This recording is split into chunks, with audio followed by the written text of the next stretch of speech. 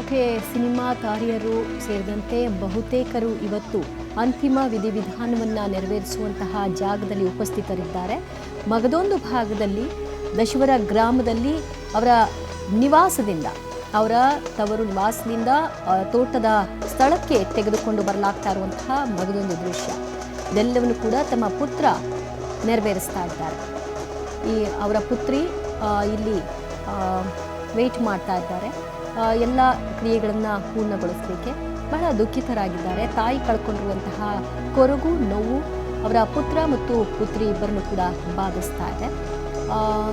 ಒಕ್ಕಲಿಗ ಸಂಪ್ರದಾಯದಂತೆ ವಿಧಿವಿಧಾನಗಳನ್ನು ನೆರವೇರಿಸುವ ಹಿನ್ನೆಲೆಯಲ್ಲಿ ಅಲ್ಲಿ ದಾಸಪ್ಪನವರು ಕತ್ಕೊಂಡು ಹೋಗ್ತಾ ಇರುವಂಥದ್ದನ್ನು ನೋಡ್ತಾ ಇದ್ವಿ. ಅವರೇ ಇದೆಲ್ಲವನ್ನು ಕೂಡ ನೆರವೇರಿಸಿಕೊಡ್ತಾರೆ. ಹೇಗೆ ಯಾವ ರೀತಿಯಾಗಿ ಇರಬೇಕು ಸಂಪ್ರದಾಯದ ಆಚರಣೆ ಆ ಪ್ರಕಾರವಾಗಿಯೇ ನಡೆಯುತ್ತೆ.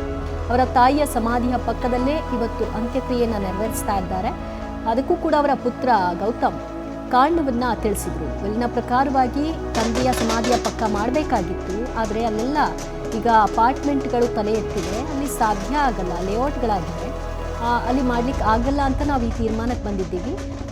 ಎಲ್ಲವೂ ಕೂಡ ಸಂಪ್ರದಾಯಬದ್ಧವಾಗಿಯೇ ನೆರವೇರಿಸ್ತೀವಿ ಅಂತ ಹೇಳಿದ್ದು. ಅದರಂತೆ ಈಗ ಕೆಲಸಗಳೆಲ್ಲವೂ ಕೂಡ ಆಗ್ತಾ ಇರೋದನ್ನು ಗಮನಿಸ್ತಾ ಇದ್ರಿ. DCM DK ಶಿವಕುಮಾರ್ ಅವರು ಸರ್ಕಾರದ ವತಿಯಿಂದ ಸರ್ಕಾರಿ ಗೌರವವನ್ನು ಸಲ್ಲಿಕೆ ಮಾಡೋ ಸಲುವಾಗಿ ಅಲ್ಲಿ ಆಗಮಿಸಿದ್ದಾರೆ. ಹೆಚ್ಚೇನು ಸಮಯ ತೆಗೆದುಕೊಳ್ತಾ ಇಲ್ಲ. ಅದಾದ ನಂತರದಲ್ಲಿ ಪದ್ಧತಿಯ ಪ್ರಕಾರವಾಗಿ ಯಾವೆಲ್ಲ ಕ್ರಿಯೆಗಳನ್ನು ಮಾಡಬೇಕು, ಪೂಜಾ ವಿಧಿವಿಧಾನಗಳು ಎಲ್ಲವನ್ನೂ ಕೂಡ ನೆರವೇರಿಸಲಾಗುತ್ತೆ. ಸಾಮಾನ್ಯವಾಗಿ ಸಹಜ ಸಾವುಗಳಾದಂತಹ ಸಂದರ್ಭದಲ್ಲಿ ಒಕ್ಕಲಿಗ ಸಂಪ್ರದಾಯದಲ್ಲಿ ಮಣ್ಣು ಮಾಡ್ತಾರೆ. ಅದರಂತೆ ಸರೋಜಾದೇವಿಯವರ ಮೃತದೇಹವನ್ನು ಮಣ್ಣಾಗಿಸುವಂತಹ ಕ್ರಿಯೆಗಳಾಗತ್ತೆ. ಅದಕ್ಕಾಗಿ ಈಗ ತಯಾರಿಗಳನ್ನು ಮಾಡಿಕೊಂಡಿರೋದನ್ನು ಕೂಡ ಗಮನಿಸಬಹುದು. CP ಯೋಗೇಶ್ವರ್ ಅವರು ಕೂಡ ಉಪಸ್ಥಿತರಿದ್ದಾರೆ. ಸರಾ ಗೋವಿಂದ್ ಅವರು ಕೂಡ ಆಗಮಿಸಿದ್ದಾರೆ. ಚಿತ್ರರಂಗದ ಬಹುತೇಕ ಅಂದರೆ ಆ ತಲೆಮಾರಿನ ಬಹುತೇಕರು ಅವರ ಜೊತೆಗೆ ನಿರಂತರ ಸಂಪರ್ಕದಲ್ಲಿದ್ದವರು ಕೂಡ ಉಪಸ್ಥಿತರಿದ್ದಾರೆ. ಚೇಂಬರ್ನ ಅಧ್ಯಕ್ಷರು ನರಸಿಂಹಲು ಅವರ ಆಗಮನವೂ ಕೂಡ ಅಲ್ಲಿ ಆಗಿರೋದನ್ನ ಗಮನಿಸಬಹುದಾಗಿದೆ. ಎಲ್ಲರೂ ಕೂಡ ಅವರ ಸೇವೆ ಚಿತ್ರರಂಗಕ್ಕೆ ಯಾವ ರೀತಿಯಾಗಿ ಇತ್ತು ಮತ್ತು ಇದೆ ಈ ವಿಷಯವಾಗಿ ಬಹಳ ಗಮನ ಸೆಳೆಯುವಂತಹ ಒಂದಷ್ಟು ವಿಚಾರಗಳನ್ನು ಮೆಲುಕು ಹಾಕಿದರು. ಸಿನಿಮಾಗಳಲ್ಲಿ ಆಗಿನ ಆ ಕಾಲದಲ್ಲಿ ಚಿತ್ರರಂಗಕ್ಕೆ ಒಬ್ಬ ಹೆಣ್ಣು ಮಗಳು ಬರ್ತಾಳೆ ಅಂತಂದರೆ ನೋಡುವ ರೀತಿ ರಿವಾಜುಗಳು ಕೂಡ ಬೇರೆ ಇದ್ವು. ಅದೆಲ್ಲವನ್ನು ಕೂಡ ಸುಳ್ಳಾಗಿಸಿ ಗಟ್ಟಿಯಾಗಿ ನಿಂತು ಆ ಯಶಸ್ಸನ್ನು ಗಳಿಸಿದಂತಹ ಛಾತಿ ಅನಭಿಷಿಕ್ತ ಅಭಿನೇತ್ರಿಗೆ ಇದೆ. ಅವರೇ ಸರೋಜಾದೇವಿಯವರು. 87ನೇ ವಯಸ್ಸಿಗೆ ಈ ಹಲಿಯುಕ ತ್ಯಜಿಸಿದ್ದಾರೆ. ಸುಮಾರು 7 ದಶಕಗಳ ಕಾಲ ಚಿತ್ರರಂಗವನ್ನು ಆಳಿದ್ದಾರೆ. 200ಕ್ಕೂ ಹೆಚ್ಚು ಸಿನಿಮಾಗಳಲ್ಲಿ ಅಭಿನಯಿಸಿದ್ದಾರೆ.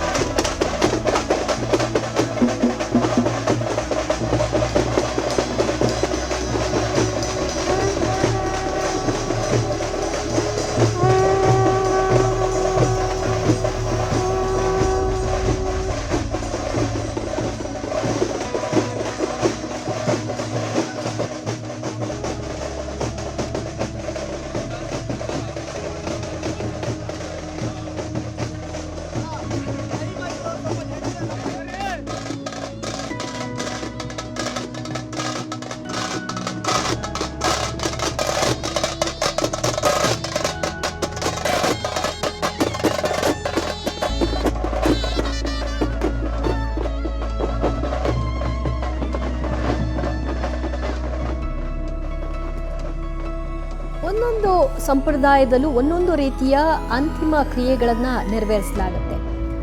ಫೈನಲಿ ಇಲ್ಲ ಮಣ್ಣು ಮಾಡಬೇಕು, ಇಲ್ಲ ಸುಡುವಂತಹ ಕ್ರಿಯೆಗಳಾಗಬೇಕು. ಆದರೆ ಆ ಪೂಜಾ ಕ್ರಿಯೆಗಳೇನಿರುತ್ತೆ, ಆ ವಿಧಿವಿಧಾನಗಳು ಅವೆಲ್ಲವೂ ಕೂಡ ಒಂದೊಂದು ಸಂಪ್ರದಾಯದಲ್ಲೂ ಕೂಡ ಒಂದೊಂದು ರೀತಿಯಲ್ಲಿ ಆಚರಣೆ ಮಾಡಲಾಗತ್ತೆ. ಎಂಡ್ ಆಫ್ ದಿ ಡೇ ಮೃತರ ಆತ್ಮಕ್ಕೆ ಶಾಂತಿ ಸಿಗಲಿ ಅಂತಲೇ ಎಲ್ಲವೂ ಕೂಡ ನೆರವೇರಿಸುವುದು. ಇವತ್ತು ಸರೋಜಾದೇವಿ ಹಿರಿಯ ಜೀವ 87ನೇ ವಯಸ್ಸಿಗೆ ಈ ಹಲಿಯೋಕ ತ್ಯಜಿಸಿದ್ದಾರೆ. ಅವರ ಅಂತಿಮ ಕ್ರಿಯೆಯನ್ನು ನೆರವೇರಿಸಲಿಕ್ಕೆ ಎಲ್ಲ ರೀತಿಯಲ್ಲೂ ಸಿದ್ಧತೆಯನ್ನು ಮಾಡಿಕೊಳ್ಳಲಾಗಿದೆ. ಪಲ್ಲಕ್ಕಿಯ ಮುಖಾಂತರವಾಗಿ ಅವರ ಪಾರ್ಥಿವ ಶರೀರವನ್ನು ಹೊತ್ತು ಸಾಗಲಾಗ್ತಾ ಇದೆ, ಮೆರವಣಿಗೆಯನ್ನ ಮಾಡಲಾಗ್ತಾ ಇದೆ. ಇದು ಅವರ ಊರಿನ ಕಡೆಯ ಮೆರವಣಿಗೆ.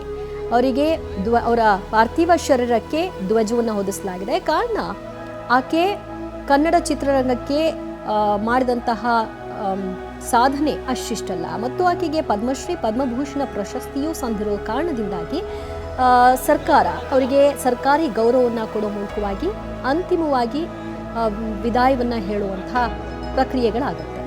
ಈಗ ಪಾರ್ಥಿವ ಶರೀರ ಪಲ್ಲಕ್ಕಿ ಮುಖಾಂತರ ಹೊತ್ತು ಸಾಗಲಾಗ್ತದೆ. ಅವರ ಅಂತಿಮ ಮೆರವಣಿಗೆಯಲ್ಲಿ ಪ್ರತಿಯೊಬ್ಬರೂ ಕೂಡ ಗ್ರಾಮದ ಜನರು ಹೆಜ್ಜೆ ಆಗ್ತಾ ಇರೋದನ್ನ ಗಮನಿಸ್ತಾ ಇದ್ರಿ. ಅವರ ಸಂಬಂಧಿಕರು ಹೆಗಲು ಕೊಟ್ಟಿದ್ದಾರೆ ಆ ಒಂದು ಚಟ್ಟ ಪಲ್ಲಕ್ಕಿಗೆ.